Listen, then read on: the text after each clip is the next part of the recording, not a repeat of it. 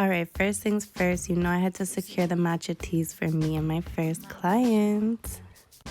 In case you didn't already know, we're located inside of the Brandy Alexander Beauty Bar, and you can see our sign there.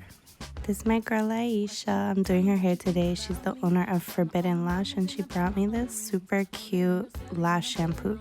So we're doing a treatment on her, and we're gonna restore her curls today and give her a little bit of shaping. So we did the detox and reset clarifying mask to take away anything weighing down the curls, peppermint scalp massage, deep conditioning treatment, and a little shaping. And period, it looks so cute.